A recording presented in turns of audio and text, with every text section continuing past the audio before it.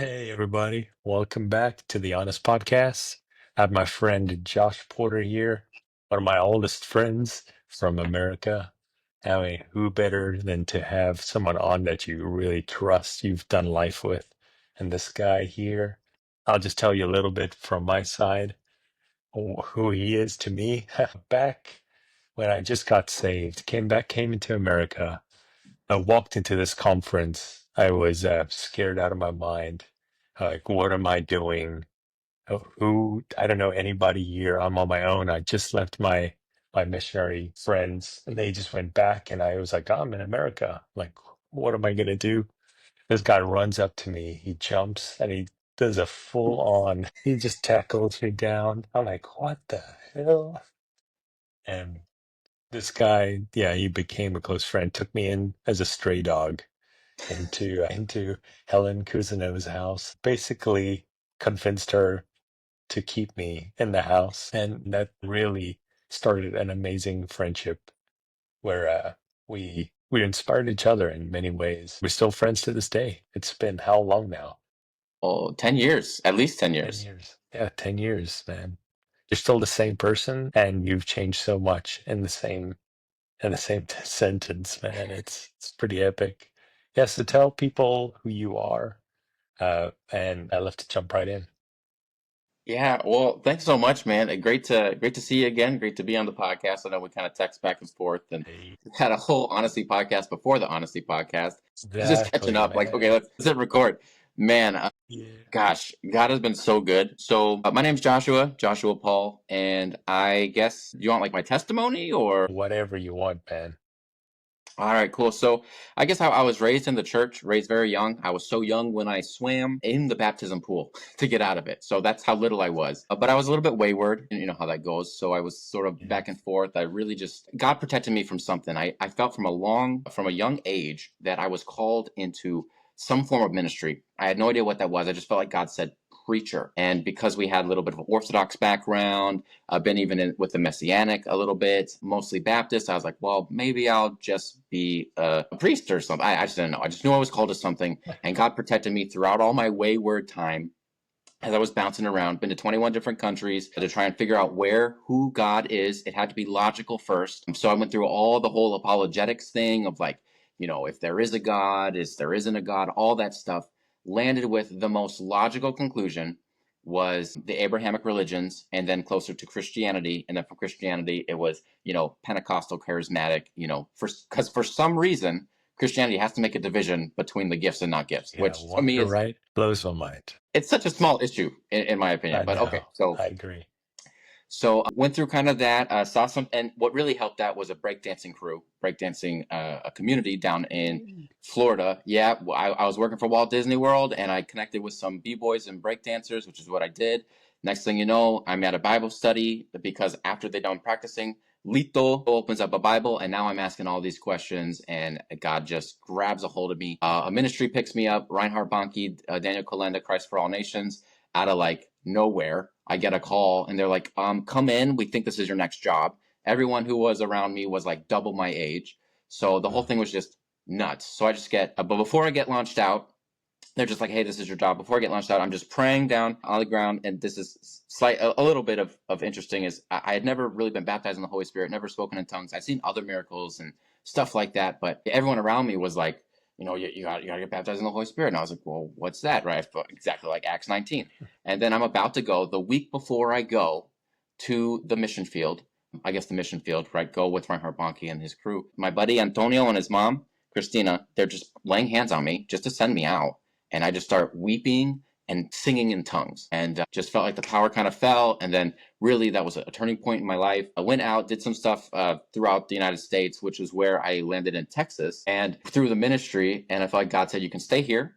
It'll be easier, right? Because it's the Bible Belt. Or you can go to Chicago, which was the next stop, and your destiny's there, which I knew he said wife. So Wow. right. So it's like, okay, it'd be easy, right? So there was one of my friends told me once, he says, if you want to do what Jesus did, stay single. If you want to be like Jesus, get married. And That's so, good. yeah, so I went up there. Of That'll course, be the there's tagline right there. a lot of different back and forth, stayed with some different people, connected with you. Thank God you were an answer to prayer. We Yeah, were able to same. kind of connect. A lot of different awesome opportunities. After a little while, I go on a mission trip to Honduras. I come right back, and then there's this girl at the coffee shop, a little area of church, who's about to go to Honduras. We click, we connect. Next thing you know, we're married. Hey. Guy kind of navigates. I have a full-time job, and then I get into pastoring. So I have a full-time job, usually 55 hours a week, and then I'm a pastor. And on top of that, I work. I'm in school, so I'm in school for being a pastor. I am licensed, but like the next levels, I have like 2 more years or something. Hopefully less. I'm trying to get that less, and then I got kids. I got 2 young kids, and then yeah, we live outside Chicago. And now I'm on top of that. I've got this kind of YouTube thing I've been doing for a while that picked up a lot, and hopefully will pick up a little more. We'll just see what God wants to Absolutely. do with it. We can. So that's kind of where I'm at. I'm a pastor. I'm of course father, husband, Yeah. and I guess now sort of a YouTuber and a student. Did I get everything? Yeah. Oh, and I work for. Absolutely. And a breakdancer. Yeah. Oh So, yeah, not as much anymore, but yeah. yeah. I guess I still do a little bit. You know what I mean? You can still do a windmill or two, you know? A little bit. Actually, that's the goal. The goal is to get my windmill back. So we'll see. Wow. Dang, it takes me back, man. I was just so many memories came up. I was thinking one time, was it a Taiwanese event? Man, I It think was about this quite often. What the was it? Indonesian consulate. Yes, that is it. Indonesian consulate, man. And I think we were invited because we went on that interview.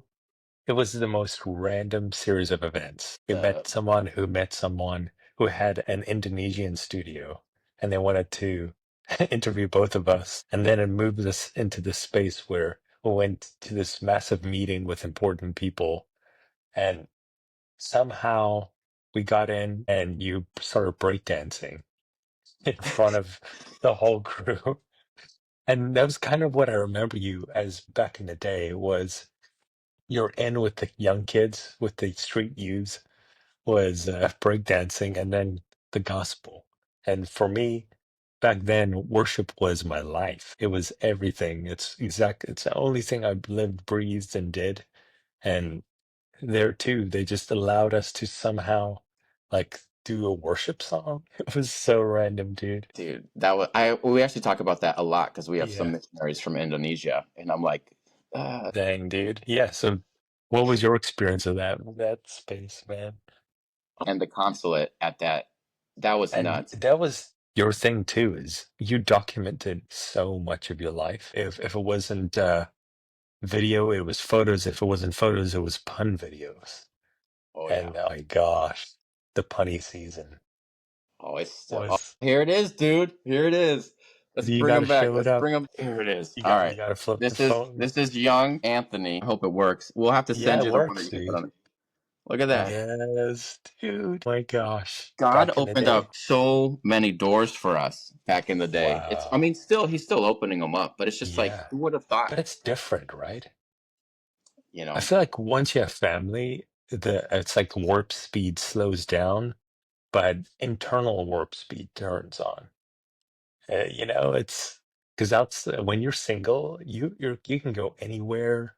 There's just there's no cap on waking up early, going midday, just winging it, and driving wherever you want across state on a whim. But when you get married, it's like you actually deal with the stuff that you didn't even know existed inside of you, and Yes. then it's like your warp speed turns on in that space, and you have to swim, otherwise you sink really quickly. It's like God is always, it's kind of like the word. The word is, scripture is all truth, but it's not all the same type of truth. And the way that God That's good, works dude. on us and works in us is not always the same. That's why I'm not super judgy on people who struggle with sin, because different, oh, Hmm. that sin is worse than mine. It's like, no, like God may Hmm. be just working on something else in their life right now. Like we can't handle it.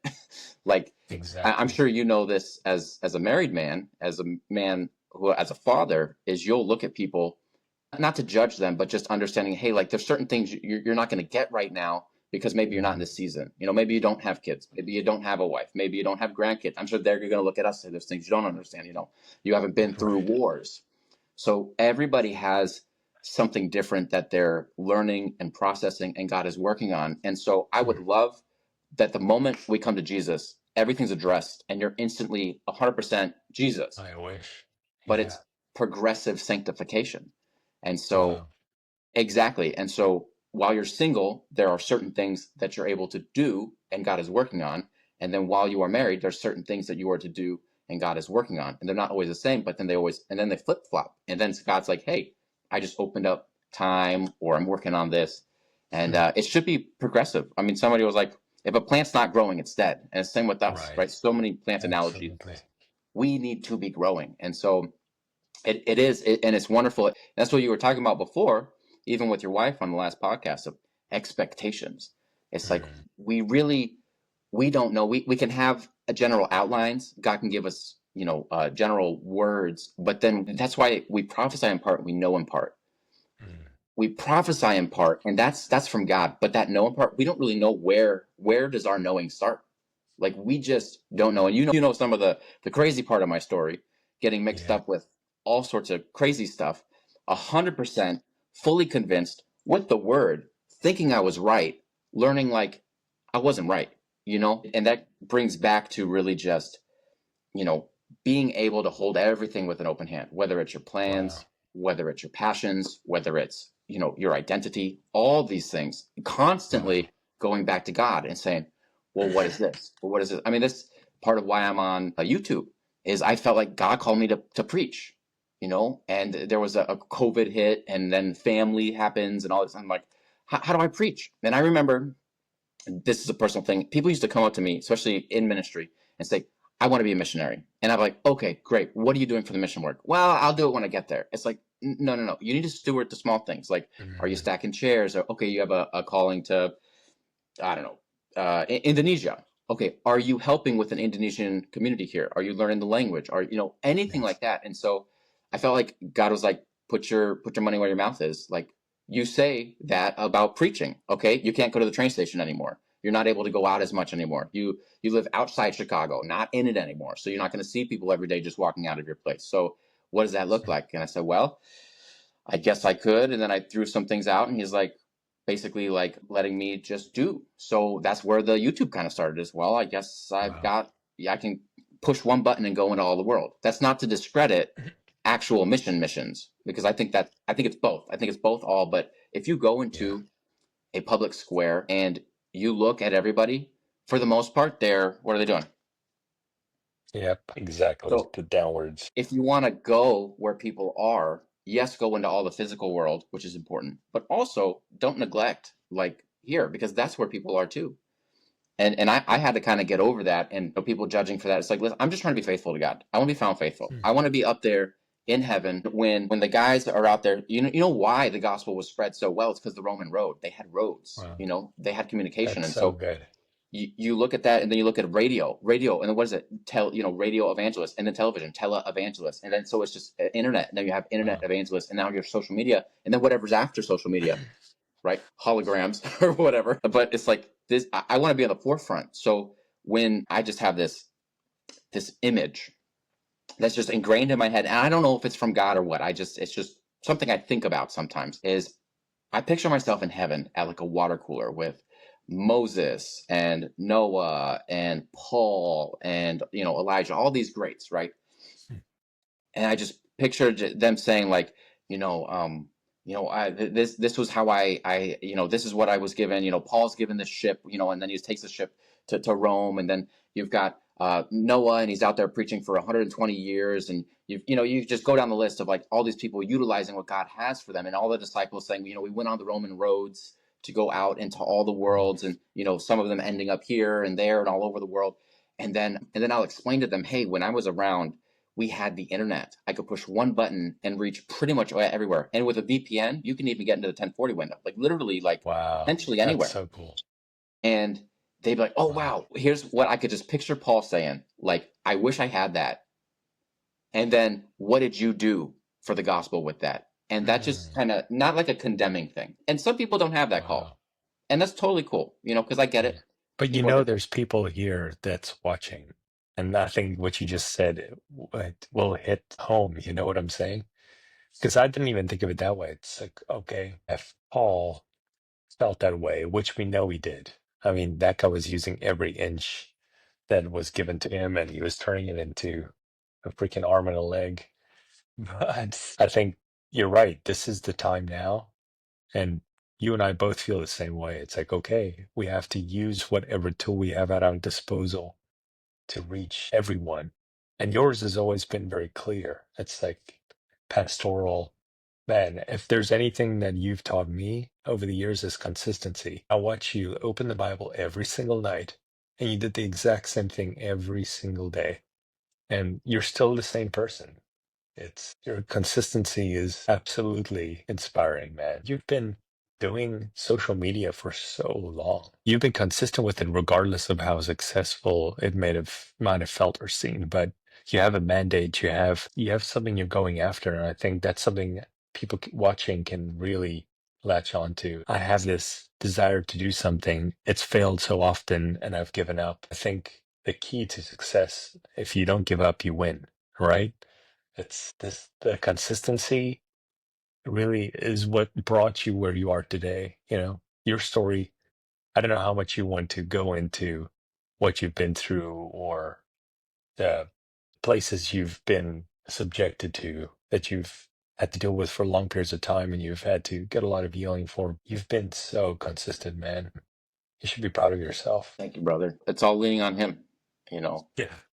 it's all him. People like, if you're still around and breathing, you've been consistent. And two is like, I hear what you're saying, but I think that like God has such an amazing plan for everyone, but He's not gonna like push them into it. I don't know. I actually say this a lot of times on my lives. I'm like, I don't know if I'm gonna keep doing this. I'm just trying to be Mhm. faithful with what I know for now. Like, and that's literally it. And you're gonna be wrong so often.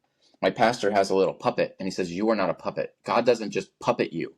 Doesn't just possess your soul, and do all these things. You say yes. It's a bunch of yeses. When you get saved, your free will doesn't go away. You don't just become a puppet of Jesus. Like the idea is that you submit, right? You submit, you lay down your life, and the more Jesus shows through you, but you're still you. And that's that kind of weird dichotomy of the two. And I just want to try to be found faithful to saying yes. The problem with me is I get a lot of tunnel vision. And so when God does want to reroute, divert, detour, it's hard for me to do that because I've just been so passionate about it. And I just keep thinking like, I'm not stopping. I'm not stopping going towards God just because I'm stopping this thing. I'm just rerouting a little bit. It's like even rejection. You get rejected by somebody, you lose a job, something doesn't work out. And then you have to kind of struggle between was this God closing a door or was this the enemy? These are real genuine questions. It makes it very difficult. At the point you just step. God orders your steps. That means you're stepping. You know what I mean? It says that all these signs and all these miracles, all this stuff will follow you as you go.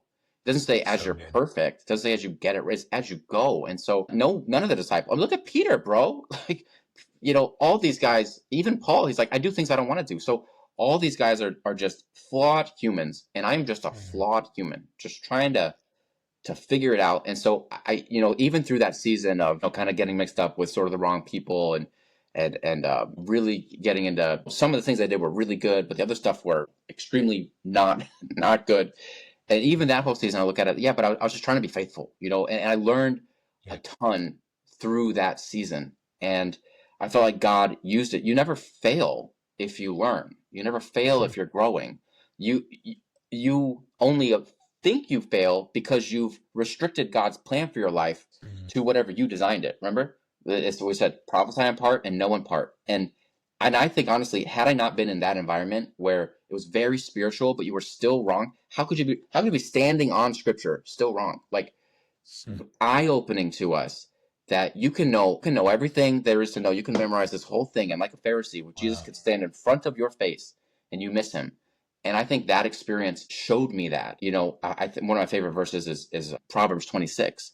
Proverbs 26. Within two verses, it says, "Don't answer a fool according to his folly," and then right after it says, "Answer a fool according to his folly."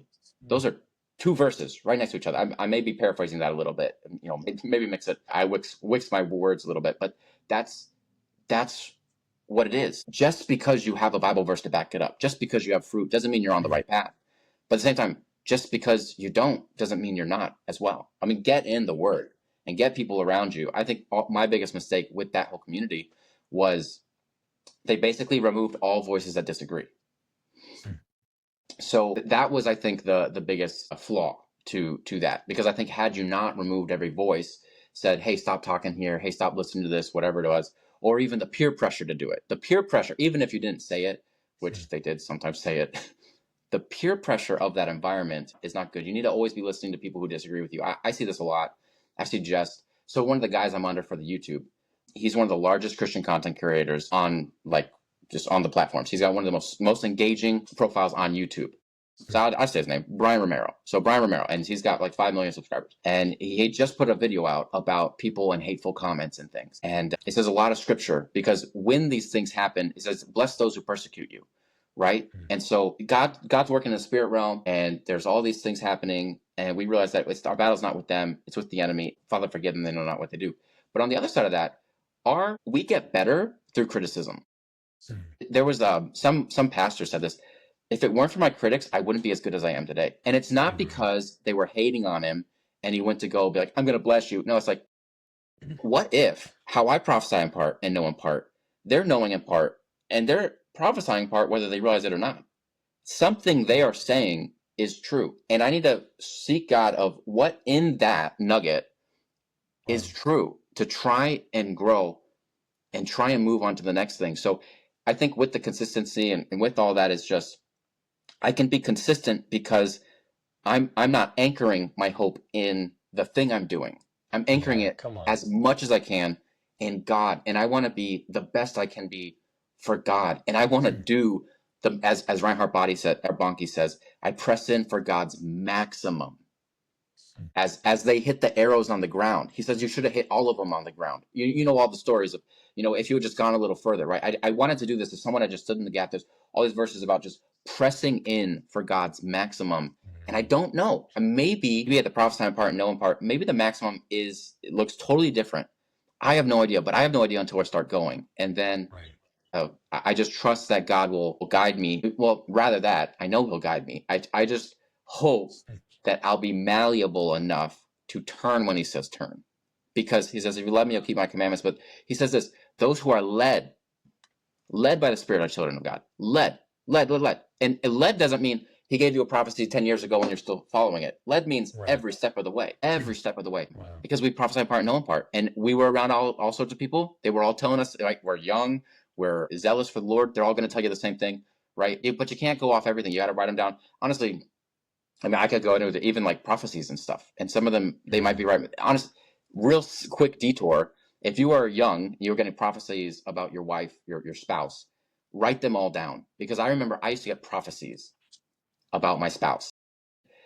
I was like, God, you got to help me about this, because I don't know. And I've heard a lot of different things. And if you're in circles, people will tell you things. And you got to get that one. That's an important one to get right. And I said, God, you got to make it obvious. And so I had written down 70 prophecies about my wife. Yeah, 70. You actually you spoke this out as a full-on video At my at wedding. your wedding. I remember sitting there and I was in awe of the absolute detail. And again, like, I think this is what follows your life, and it's something that people are going to learn from as they do life. There's something on consistency with you. Just watching how you made a list of stuff, but you stuck to it. You really looked at every detail and you said, okay, it might be from the Lord, this is from the Lord, but at the end of the day, like, I am committing wholeheartedly to every line of this if it is you, and I'm not going to settle for anything but perfection. And you got exactly what you wanted. And then God gave you some more that you didn't expect that you wanted, And it just, it beat you up a little, and then it spits you out to be more mature and more Christ-like in the best ways. So it's it was pretty impressive, man. Yeah, God came through because I'm like, I need to make sure this is not me. I need to make sure it's you. But the truth is, it is a little bit of me. It is a little bit Yeah. of my preferences and my. So then he throws you off again. Once you think you figure it out, he throws you off, and he's like, oh, by the way, these things you didn't know that you know. My wife is the best gift giver. I have no idea how she does it. She finds things I didn't even know exist, and she buys them for me. And I'm like, so, I mean, just an example the other day, she used to realize how I used to touch my laptop because it would get hot. And then I would do that. I would never tell her it got hot. It would just get hot. And one day she comes up to me on, it was like my birthday or something. There's like a thing you can put underneath your iPad, your laptop to cool it. I did not even know they made those things. She was so observant. And it's like God does that with us. We're just faithful as much as we can be with God and with the things He's given us. And then He's going to give us the things that we need, some of the things that we want, and some of the things we don't even know that we wanted. And I just feel like Mhm. that's like a perfect example of, you know, how kind of God gives us things in our lives. You know, you don't even know you need it. Or He'll give me this thing. I'll be like, what is this? And then in a year, I'll be like, oh, that's what that was for. Like, oh, Mhm. that's why he, you know, it's like, why am I doing apologetics? Or why did I do, oh, because I'm going to be on YouTube answering Q&As, you know, once a week or twice a week for an hour and a half on YouTube. It's like, why did I do this? Why, you know, and it doesn't always make sense. You're just saying yes. And as you say yes, you're being equipped so God can use you in that. Not that he can't just Wow. download, you know, instantly, because he can. He can just give you it, right? And that happens. But I think for the most part, if you go through Paul, specifically Paul, but others, is, you know, he talks about us being like an athlete, like an Olympian, like a boxer, you know, like a wrestler. It's all language of training yourself. This is for teaching, correcting, and rebuking, right? And then if for training in righteousness, if I did that right. Anyway, I may have missed, Yeah. but training, it Those says, three my hands things. are Yes. trained for war. Trained for war. So that's why when these Mm. people come up to me, back to the thing, and they're like, I'm called to the mission field. What are you doing to train for it? So Wow. there's just also, I just don't want to be a hypocrite. If I say I'm called to evangelize, then I need to be training in it. Like, I need to be doing these things. God can totally just download into me at the moment, and that happens. But I just want to be found faithful. So when I'm at that Mhm. water cooler, and when Paul comes and he asks me or whatever, I can say, you know what? I just want this. I did my best. Mm. That's it. And I'll be happy. I did my best. I did my best. Because you don't want to say, I got on every Sunday, because you're talking about consistency. I got on every Right. Sunday. It's like, you know what? I missed a couple Sundays because my kids were sick. You know what I mean? So you have to figure out what that consistency looks like. I did my Right. best, true, honest best, with the reality of how messy life is. Exactly. And at the end of the day, family first, which is something I mean, since I remember you were like, since you could remember, you wanted to be married. You know, it's like marriage was such an important part of your life. And we both had that in common. I was like, I can't wait to meet my wife. Then I got into a really tough, rough relationship. You saw the whole process of how it just ripped me to shreds during that time. But man, am I thankful. Like back then, I was saying like, God, I thought you said this is gonna be my wife, and I had this picture of what I thought it was supposed to look like when we started dating. I was like, oh God, you said this is my wife, and I made this stupid mistake of relaying that audibly and saying like God told me you're my wife, and it was, it's now I look back on, I think, this is spiritual manipulation, like the process of saying like this is what I think it should be, and you don't really have a choice because now it's a mandate. It really takes you down a terrible rabbit hole in your journey. I remember when you were getting married, standing in for the pictures, we're standing in this place, and I was like, man, I'm not sure about this. And it was interesting. We were part of this church, and they were amazing people. Like they were so Not the zealous. wedding, the No, people in the no, church. yeah. And there was other people that I got to connect with over time that our communities kind of cross-pollinated. And the reason I wanted to bring this up is because a lot of people are going through this space of I'm in maybe a church community and something feels off, but I don't know how to articulate things because I don't have the spiritual understanding, or I just want to give everything to God. And in whatever situation or season I'm in, sometimes we miss it. So it was interesting back then. I thought man, something's not right with this community, and I don't know how to articulate that. Speaking about a space where you might be involved in a cult, it might not be a cult in the sense of, oh, there's this guy who's lording over you and who's using you, but it could just be a subtle way of people using spiritual manipulation or control, and it turns into this weird thing that erupts into having many people and many communities being hurt. I don't know, would you want to go into more detail? Yeah, absolutely. So first, with anything that deals with that, have compassion for the people doing it. I know that that's kind of crazy, but as a pastor, I've hurt people. I've certainly, manipulated people. I've done basically everything that those environments do. The difference Mm. is where I'm at, we have a lot of safeguards. And Mm. so I may hurt somebody, but it won't get past a certain level because we're all in the light. We have a massive denomination. We've got people that can come in and audit, like all these different things. And so there's a little bit of protection there. But everything that has happened there, it's because it went to an extreme because there was no safeguards. There was no checks and balances. It was an echo chamber. Mm. They ignored outside voices. Anything like that is a red flag. And what it was to me, the moment that really, there was a couple moments. One of the moments that really affected me was when my friend just suggested I go to another church. Hmm. And I was like, no. So it could be a denomination. No. So you have to really process that. If you're not willing to, whatever it is in your life, it's an idol. So the church became an idol.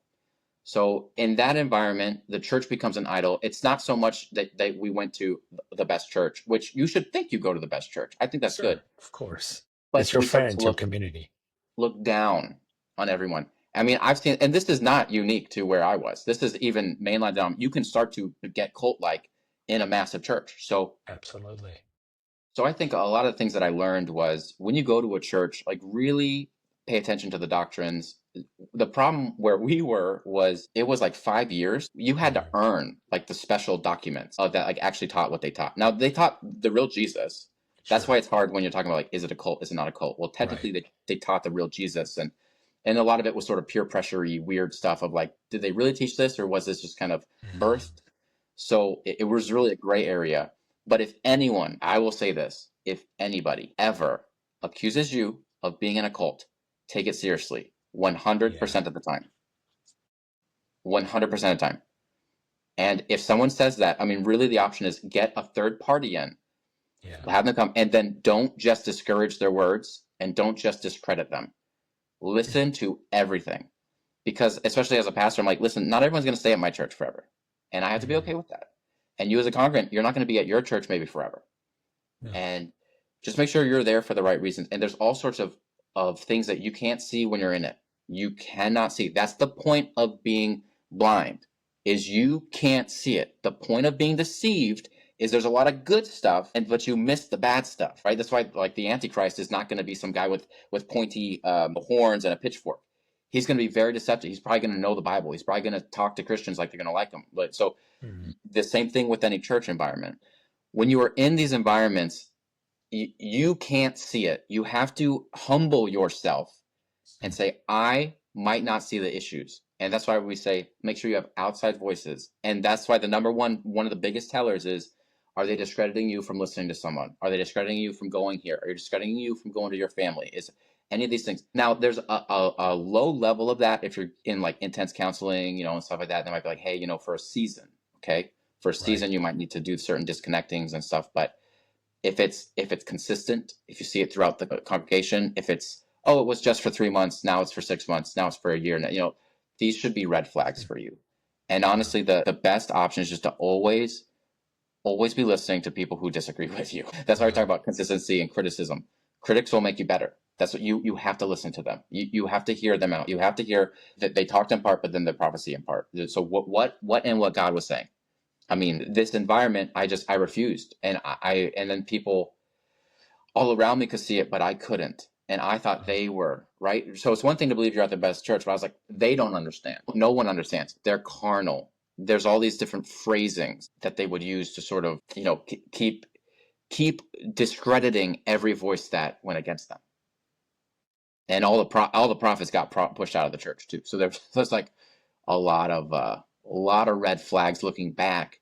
But in it, Yeah. it was like, yeah, you're carnal. Of course you're not going to understand. Well, you're Right. not as serious as the Bible's me. Or, hey, we're seeing salvations. Right. Exactly. That makes total sense. I think it's so good to hear. I think whoever's listening to this and they're in a space where if it's church, if it's outside church, if you're being manipulated, it's really important to have community around you and people around you outside of the sphere of influence. Like you said, we need to listen to criticism. I think there was one time we were at like a diner of some sort and we were sitting around you, kind of having like this intervention time. And I remember thinking, this, it can grip you really tight. And because you're one of the most intelligent, smart people I know, someone who truly has deep dived into the Bible in a way that I have not. And I really respect that. And if someone like you can be caught, anybody can be caught.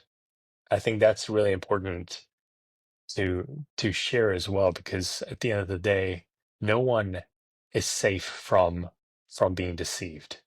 It doesn't matter if it's in a church, if it's pornography, if it's addictions.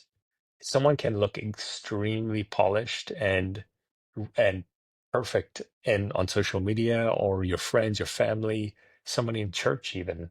And it's extremely easy to be deceived if we don't have voices in our life that's willing to say the things that no one wants to say because you're scared of hurting someone's feelings or creating a rift in the relationship. It's worth it. If you have someone in your life, you're like, man, like something's off and I love this person, you can't lose by just bringing it up and saying, hey, I hope you know I love you, but something's off.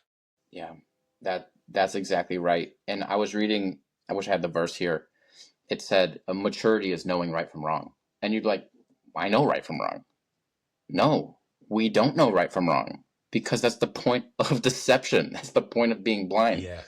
If you look at the story of Adam and Eve in the garden, and if you look at the tree and it talks about how amazing that tree is, right?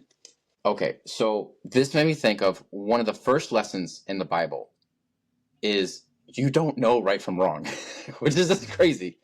Because if you look at it in Genesis 2:16, God commands and he says, you can eat freely of any fruit in the garden, but just don't eat this one fruit from this tree, right? So really the command is you're free, just don't do this one thing, right? That's all, that's it. It says, and the Lord commanded the man, saying, you may freely eat of every tree in the garden, but you will not eat of the tree of the knowledge of good and bad. From the day that you eat it, you will surely die, right? One command, and eat this tree, right? That was it. And by the way, when God created everything, he said it was all good. So nothing says that this fruit was bad or evil. It doesn't say the tree was bad or evil. He just said eating from the tree was bad. Are we getting it? Absolutely. And this is exactly what we do. So I talk about this in kind of the spiritual manipulation environment, but this is literally any sin. This is almost every sin. Mhm. Almost every sin. Yeah. If you look at it, fast forward, and the snake is talking to Eve, and he's saying, well, one, he says, does he say that you can't eat it and you'll surely die? She says, neither eat it nor touch it. So you've added an extra rule. So that's a whole nother sermon for another time. Uh, But he says this in verse 6. And when the woman saw that the tree was good for food, it's good, it's food. Food is good, right? mm, That it was pleasant to an eye. It pleased. She enjoyed it. She loved it. It was to be desired. She wanted it, right? People born this way to have a desire, however you want to phrase it. right. These people are doing good things. Like even, there was a Mm, time in Acts where it said, don't preach in Asia. I thought you're supposed to preach everywhere. It's like, so these will right. Taking blow, it out of context. man, it will blow your mind. It will make you wise. Isn't wisdom good? How much of the Bible talks about wisdom, and all the Proverbs are about wisdom, right? And she took the fruit and ate it. So if you look at pretty much all the sins, almost all the sins, the deceptives, is they look at something good in it and they say, well, I define that it's good. And because I can define it, even find good things, find Bible verses to say that it's good. You could back this up, say everything about that tree was good. Yes, except the fact that you weren't supposed to eat it. And Mm, so we come into this. That's why we are deceived. That's why maturity is knowing right from wrong. I will not know. That's why you've got to get people who are on the outside. Amen. In the council of many, there is Very wisdom. good. And really in the word, but not just enough to know it. Like we just said earlier, is Proverbs 26. Answer full of corners folly. Don't answer full of corners folly. The Bible is all truth. It's not all the same type of truth.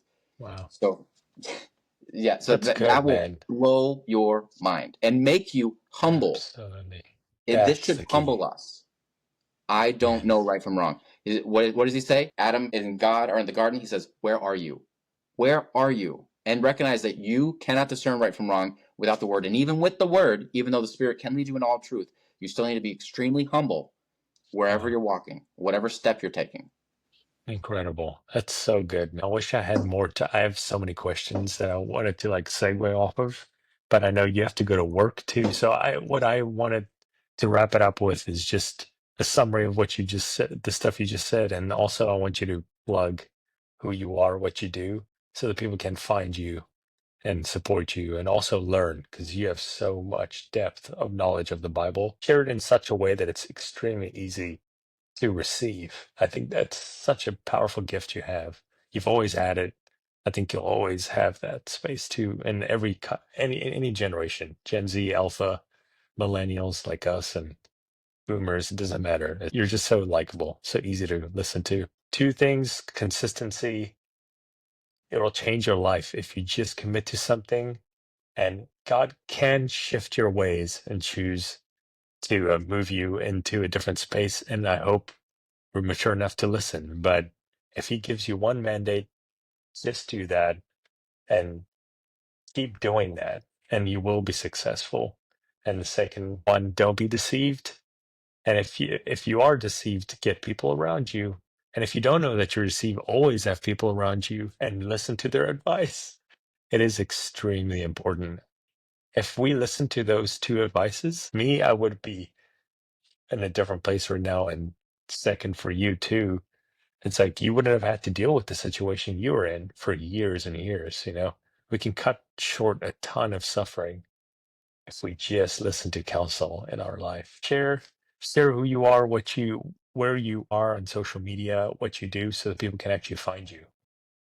Well, thanks so much, man, for having me on. I love this. We'll definitely recap as well. So, Joshua Paul, Bold Follower. If you look up Bold Follower, we're on pretty much all the social medias. Really a big emphasis on the YouTube, though. So, Mm, we try to do live streams at least once a week where we do live questions and answers. We do Bible study, and then we get into whatever people have. And then I'd say, really, let's check back in like a year and see, because there's a lot of stuff. You know how we talked about consistency? yeah. Just go, just do. But as you're consistent, God will add things. So I'm actually adding a lot of things onto the YouTube plate, really trying to not just go at this point, but really do it better under Yes. the mentorships. So yeah, join me on the Incredible. YouTube journey and see where that goes, what happens with that, or maybe nowhere. But I'd say that. I'd say go on YouTube. You can type in bold follower Jesus, sometimes even Joshua Paul. I'll pop up and join us on a live feed. Anthony, you'll be on a live feed Yeah. on the week of March 18th that week. So March Yes. 20th, you'll be live. And then we can always recap and do this again. But yeah, thank Right. you so much. Be epic. Oh man, love you, dude. Love you, buddy. Thank you Seriously. so much, Yeah. man. You were an answer to Absolutely. prayer, man. What you Man. didn't say was that we were praying for best friends, and then all of a sudden we meet each other. Exactly. It was praying for best friends at the exact same time. And I feel like this is also something to say just before, because you have to sign into work, but it's just powerful, man. Friends, having friendship that is low pressure is so important. Someone you don't talk for a month, 2 months, but you always wish each other happy birthday. And before you know, when you have a conversation, it's like no time left whatsoever. Like we need friends that are mature friendships that actually the stress and the pressure it doesn't even exist. And you just do life together. I think it's super important. So I'm thankful for you, man. Seriously. Absolutely, man. Bless you, Yeah, brother. Thank you dude. so much, man. Yeah, love you, man. And like, share, subscribe. I know someone out there will need what this man just shared. So thanks a lot, guys.